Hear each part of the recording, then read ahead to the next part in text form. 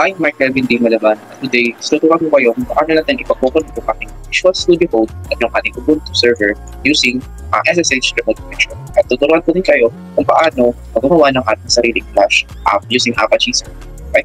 So una, is, kailangan muna natin open dalawang software or ating dalawang application na natin gagawin. So, una is yung ating Studio Code. Pangalawa yung ating VirtualBox na nagra-run yung ating Ubuntu server. So una, kailangan natin muna pinag-install yung ating operating system at mag-create ng app. Okay?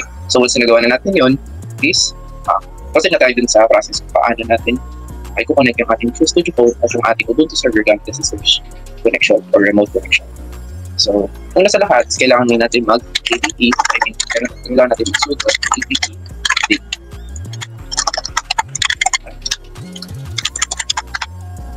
So, ginagawa natin to para lahat ng mga dependency and library sa ating Ubuntu server is mag-update. So, wait lang natin siya mag-load. Okay, so once na-install na natin yung mga dependency and library na kailangan natin para sa ating Ubuntu server, is kailangan na natin i-install yung ating SSH library for dependency.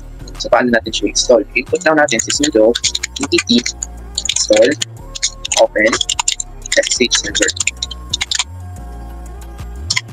Okay, so wait lang natin siya mag-install. So, this sa akin is already ko na siyang na-install. So, susunod natin gawin is kailangan na natin enable yung ating SSH remote connection. So, paano yung gagawin? Kailangan natin input si sudo systemctl enable SSH. Like, para ma-enable na natin yung ating SSH connection. So, once na na-input na natin siya or nakita na natin na nag-enable yung services, i-start na natin yung ating SSH. So, sudo systemctl start SSH. So, para ma-check naman natin, if nag-start na yung ating SSH, is input lang natin si sudo systemctl status SSH. So, makikita natin dito na si ating SSH is active at running siya. So, pwede natin i-configure yung ating Visual Studio Code. Okay, so paano yun? So, put tayo dito sa ating extensions. At i-search lang natin si SSH remote. Okay, so makikita natin yung una by Microsoft. So, yun yung gagamitin natin. So, install lang natin siya. Okay? So, once na na-install na natin yung ating remote SSH, is pwede na tayo mag-configure ng ating SSH connection. So, punta lang tayo dito sa Explorer at makikita natin yung ating folder name is SSH. So, paano tayo mag-configure ng bagong SSH? So, click lang natin dito sa plus at kailangan na natin yung ating user and yung ating IP address. So, paano natin makikita yung ating IP address using our Ubuntu server? So, input lang natin si IFCO or yung iba is kailangan pa natin i-install na ito. So, sa airconfig, so makikita natin yung ating IP is 192.168.100.156. So, input muna natin ang user, which is Kelvin, at yung IP natin, 192.168.100.156. Server lang natin. Build-in lang natin yung ating configuration dito. Okay natin yung config. Once na-open na natin yung config, makikita natin dito na nag-create na tayo ng bagong IP and ating user. So, paano natin siya open? So, pindutin lang natin yung ating keyboard using Ctrl-Shift. So, search lang natin si remote-sh. So, once na na-search natin siya, makikita natin dito na meron yung connect to hooks. Okay, yun yung pipilitin natin. Or yun yung select natin. Click natin siya. Makikita natin dito yung create nating IP which is 192.168.100.156. So, after yan, mag-create siya ng bagong window. So, pwede natin i-close yung tuman natin dito. So, wait lang natin siya mag-load at mag-configure. Okay? So, once na lumabas na ito, iselect lang natin si MyBox. At click lang natin yung continue. And enter na natin yung password ng ating user. So, wait lang natin siyang mag-configure hanggang mapunta na tayo sa ating pinaka-works interface. Okay? So, na-nag-load na yung ating pinaka-work interface para sa ating environment sa ating SSH connections. Nakikita din sa ilalim yung ating pinaka-IP address at yung mga reset file natin. Okay? So, ngayon, tuturuan ko na kayo kung paano gumawa ng ating Flash application sa Apache server. So, una sa lahat, kailangan natin i-install yung mga kailangan nating dependency or mga kailangan natin library. So, ito yung pinaka-kailangan natin naman para ma-install yung ating pinaka-Flash application. So, kailangan natin mag-sudo apt install Apache 2, Python 3, Python 3 environment, Python 3 pip, at si div Apache 2 WSGI at -y. So, ibig sabihin, yes, -y. So once enter natin siya, is with the password. At automatically, isi-install na yung ating mga dependency and library sa ating Ubuntu server. Okay, so once na install na natin yung mga library and dependency na kailangan natin, is pwede na tayong mag-check kung magana ba yung ating Apache server. So, search na, enter lang natin, input lang natin sa sudo systemctl status Apache. So, nakikita natin dito na active at running na siya. So, by using our browser, so pwede natin check yung Apache natin yung siya siya. So, 192.168.700.156. Enter na natin siya. Nakikita natin dito na si Apache 2 by default is naglahat na siya.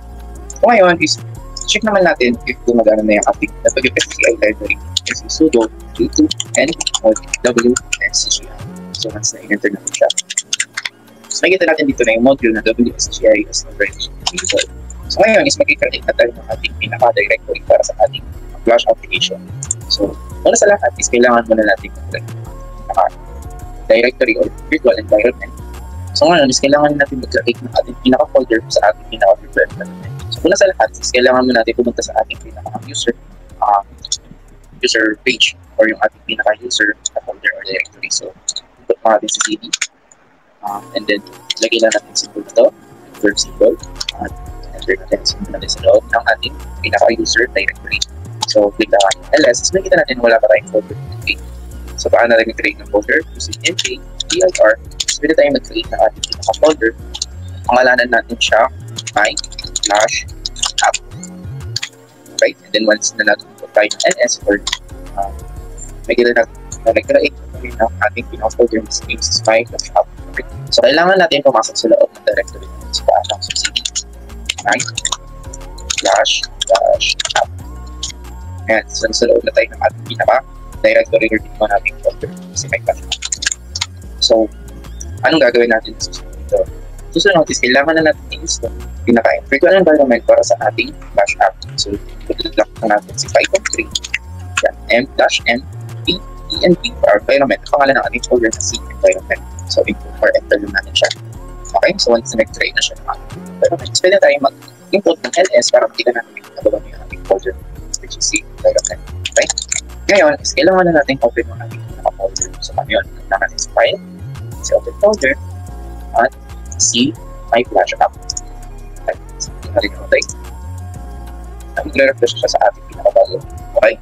So, once na nandito na tayo, is pwede tayo mag-create ng ating file para sa ating gagawin environment. So, pag natin mag-create ng file, is kailangan muna natin isolate yung ating pinaka-environment. Using source, environment, yung ating pangalan, using environment, /in, at C activate. So, activate lang natin yung ating environment para mag-isolate yung ating ginawa nating environment. So, bigyan natin na nag-isolate na siya. Bigyan natin sa forward kasi environment is nasa unahan na. The using tip is install. So, nakikita natin na wala pa tayong in-install ng library sa loob ng ating environment. Okay, so install na natin yung ating pinaka-flash library or ating flash dependency using it. Install flash or blast. Enter lang natin siya. So once na na-install na yung ating pinaka-flash dependency, pwede na natin siya i-check kung doon na ba talaga siya using please install. So nakita natin ito. Ngayon is meron tayong mga iba-ibang class library. Susunod naman, so mag-create na tayo ng ating pinaka-file. At pangalanan natin siyang flash file. So by using this icon na para mag-create na yung file, input lang natin or enter lang natin yung file name at enter. So yun, mag-create na tayo ng ating file. So yung script natin is meron na tayo ng red template and the script para mag-create ng ating flash app. Meron tayo dito object and class na flash features. Kasi yung class is naka-integrate sa ating file. May pangalang variable na app. So, sunod naman is gagawa naman tayo ng ating configuration para sa ating WSGI configuration or module. So, pangalanan natin siya .config.file. At same practice, scoot lang natin yung ating file. Create yung file at input lang natin sa .config.file. Okay? And then, ilagay lang natin yung script natin para mag-create yung create ng config para sa ating module. So, change lang natin itong file na to as var www using pangalan natin is mode. Para ma-double check yan, is click lang natin si control So, may kita natin dito sa show. Create my flash app. Okay? So, save lang natin yung natin file. Tayaan lang natin siya. Susunod naman is configure na natin yung ating pinaka-Apache configuration. So, using sudo nano, is mag-create tayo ng bagong file na pangalang myflashapp.jpg. Okay? Ito si myflashapp.jpg. Sa directory natin, etc Apache 2 size available. So, once na natin yan, isip tayo ng password. At ilagay lang natin yung ating script. Yung ating pinaka-configuration. So, bago yun gawin, is configure muna natin yung ating pinaka-script. So, papalitan lang natin yung mga directory na to. Gaya kanina, /, and then, by using this one, i-replace lang natin lahat ng mga ganong link. Okay. So, once na natin yun, is double check natin yung mga pangalan ng ating folder. So, dapat si flash app is nandito. Kasi yan yung pangalan ng ating pinaka-directory for root ay pinaka-user folder. Saan nakalagay yung ating flash environment. So, once nakaalam na natin na yan, so select lang natin lahat at copy. And then, i-paste lang natin dito using Ctrl-V. And makikita natin dito na na-paste na siya. So, save natin siya using write out or yung Ctrl-O. At makikita natin finding to write etc Apache size available myflashapp.config. So, enter lang natin siya. At exit by using Ctrl-X. So, by using ls is ma-check na ulit natin yung directory na yun if meron na ba siyang ginawang file like myflashapp.config. So, ls yung directory ng ating etc at ayun, makikita natin na meron tayong bagong configuration na si myflashapp.config. Other method ko para ma-check siya is pwede using yung studio is Ctrl-O.